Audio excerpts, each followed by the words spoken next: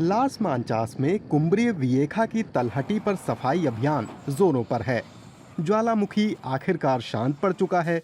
वो अब और लावा नहीं उगल रहा। टनों राख हटाई जानी है। चारों गोंसालेज आंद्रादे भी व्यस्त हैं।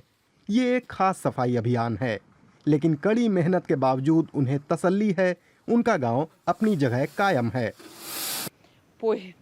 हमारी खुशी का तो ठिकाना नहीं रहा।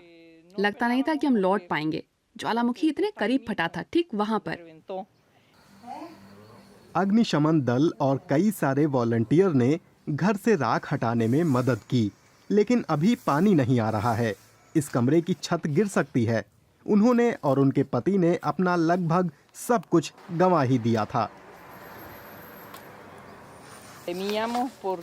हम इतना डरे हुए थे कि मकान कहीं गिर न जाए। यहाँ इतनी सारी राख थी, इतना सारा दबाव बन गया था। इस तरह के घरों की दीवारें पुरानी हैं, लेकिन ये एक पुराना फिर भी मजबूत घर है। ढहने से बच गया। चारों गोंसालेज आंद्रादे और दूसरे लोगों को उम्मीद है कि अगले कुछ हफ्तों में लास मांचास फिर से सामान्य हो जाएगा। बस एक बार राख साफ हो जाए। द्वीप को नए आवासों के विकास की जरूरत भी है। जिनके घर ढह गए हैं वे अभी भी आपात रिहाइश में ही रह रहे हैं। स्थानीय प्रशासन ने अब ला पाल्मा में और सघन निर्माण की इजाजत देने का फैसला किया है, क्योंकि ज्यादातर जमीन तो लावा ही निगल गया। लास मांचास से कुछ ही दूर पर बर्बादी के निशान दिखते हैं। लावा के एक विशालकाय पिंड ने यहाँ कमोबेश सब कुछ दफन कर दिया। टोडोक्यू गांव भी, जहाँ खोखे गारितानो पहले रहते थे। मेरा मकान यहाँ से चंद किलोमीटर दूर ही है, लावा के नीचे दफन।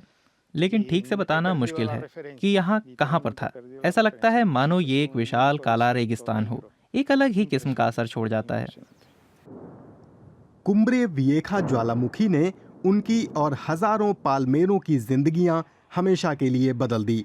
करीब 3 महीने तक लावा इमारतों को तबाह और रोजी रोटी को बर्बाद करता रहा है। गांव वालों का बनाया चर्च भी तबाह हो गया। वास्तुकार गारिटानो उसे फिर से बनाना चाहते हैं, जहां वो पहले था वहीं पर, लेकिन ठीक लावा के ऊपर। समूचे टोडोक्यू गांव का भूगोल डिजिटल रूप से दर्ज है।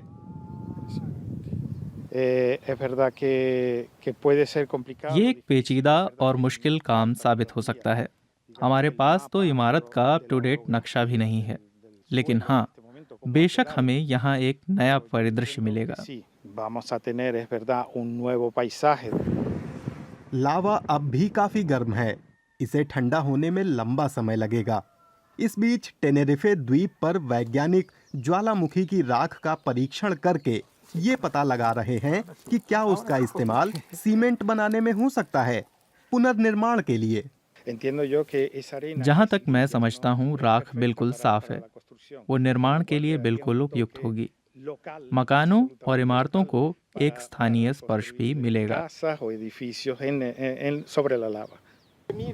इस आर्किटेक्ट का एक सपना है। ऐतिहासिक ज्वालामुखी विस्फोट से हुई बर्बादी का नजारा सैलानियों के आकर्षण का सबब बन सकता है। ज्वालामुखी की तलहटी पर एक संग्रहालय बनाया जाए, प्रदर्शनियां लगाई जाएं और टोडोक्यू गांव को फिर से पूरा का पूरा बनाया जाए। लावा के पास एक नई जिंदगी शुरू की जाए। लावा के ऊपर जो कुछ भी बनेगा वो टिकाऊ होगा और इको फ्रेंडली भी।